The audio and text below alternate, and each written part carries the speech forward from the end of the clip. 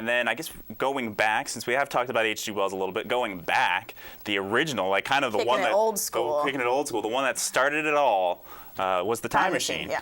And the first film adaptation of it was 1960, and then there was the remake in 2002 with Guy Pearce. And the interesting thing about that one is that it's directed by H.G. Wells' great-grandson, Simon Wells. Stop making Grandpa roll in his grave. I know. It's just like you think you'd have the decency to respect your great Hold up the Wells family name. But Come on, people. it was his first live-action film. He'd done primarily animated films.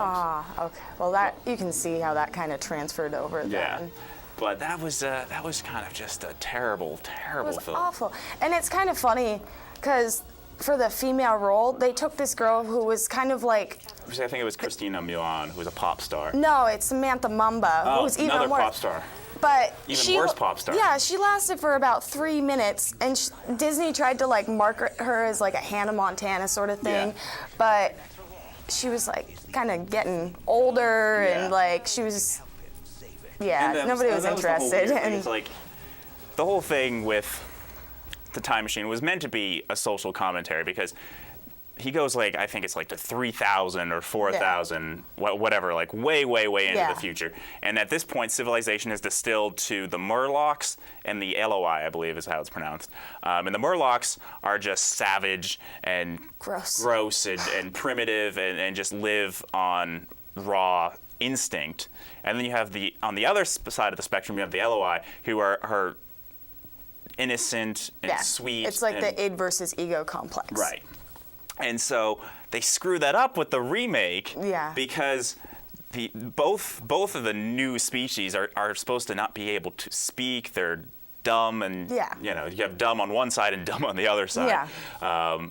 And so they had a love story develop between Guy Pearce and it's just weird. And then you had the Uber Murloc played by Jeremy Irons, who's very articulate, and like it's just like, what the where did the what where did you get this script? Oh my goodness. And the frustrating thing is that the opening sequences in that movie, set in Victorian England, are very good. Yeah, the first like 20 minutes, half an hour, was watchable. Yeah. And there's even a pit stop sometime in like the 21st or 22nd century where Guy Pearce meets this computerized like hologram like encyclopedia played by Orlando Jones, and he's actually pretty funny, and the interactions are pretty interesting there. And then once it gets to the far future, it just falls off. Yeah, it's like something you'd expect to be like a really, really low budget sci-fi original or something. Yeah, it's just too bad, because Guy Pearce really was fairly well cast, and it's just too bad. But it was nice that they had the Time Machine, and it really was kind of just an update of the one from 1960. And so the at least special there's effects, that holding true. And the special effects were good, but the original, if you're going to watch one of the Time Machines, watch the 1960 version. Effects might be a little bit dated, but at least it's closer to what H.G. Wells was trying to achieve. Ironically enough, given the fact that the remake was actually directed by someone of his blood. But whatever. That's probably the only way he got the role. He's like, check the birth certificate. It's like, give me the role. And Bill and Ted. Bill and Ted, yeah. There's Bill and Ted. Like Bill and Ted's Excellent Adventure. It's just, it's so bodacious. Yeah. Most excellent. Most excellent. And people, remember, be excellent to each other. Yeah. And the whole idea of that movie, that these metalheads would create music that brings harmony to the whole world. It's so good. Carlin, I mean... Yeah, George Carlin as Rufus. Yes. Rufus, what's up? And the idea of a time machine in a phone booth. I mean, it's like, how can you top a DeLorean as a time machine? I don't know. How about a phone booth? And just the idea of going back, and it's kind of similar to Time Bandits, where you're going back into the past and like taking these historical figures, snatching them up for a school presentation, so they can graduate. Yeah, it's just it's a lot of fun. I mean, it's a goofy movie, but it is a lot of fun, and you get to see a young Keanu Reeves. Back when he smiled and was happy, full of life. Yeah. And And it's official. It's been announced. They have both confirmed they are creating a third one. Yes. And they're and and they're like, we found a way to do it. It's gonna be great. So I hope it's not forced. I hope it's really good. Like, I mean, at least they have the original cast. You know, it's Carlin. Rest in peace. But I hope it works though. I hope they bring back William Sadler as Death. Yes. Oh my gosh. Journey. Yes. Bogus Journey is actually a pretty good sequel. Underrated. Yeah. It is. And I've been watching this last week in preparation for this show. I've been watching the Bill and Ted's Excellent Adventures cartoon. Fantastic. It is actually pretty good, as long as you watch the first season. Yeah. The second season, not as good. But the first season actually has Keanu Reeves, Alex Winter, and George Carlin reprising their original voices.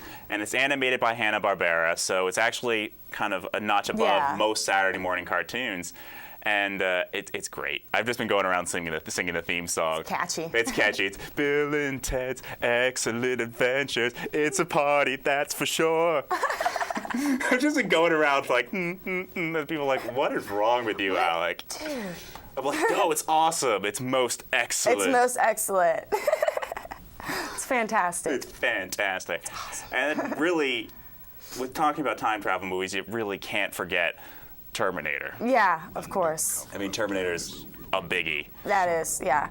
And I feel like it is kind of overlooked when you think of like the classic sci-fi time travel movies. Yeah. Just because it's such a like, shoot 'em up, hardcore kind of thing. Sarah Connor. I can't do it, Arnold. Sarah Connor. Must kill Sarah Connor. Sarah Connor. Yeah. I just, it's so iconic. And it's one of those sequels that, and I actually think 2 might be better than the original. Yeah, I couldn't agree more, actually. 2 is probably my favorite, for sure. And I wasn't a big fan of Salvation. I loved the battle scenes. The CG was awesome, but yeah, the rest of it kind of just fell short. Yeah, but, what are you gonna do?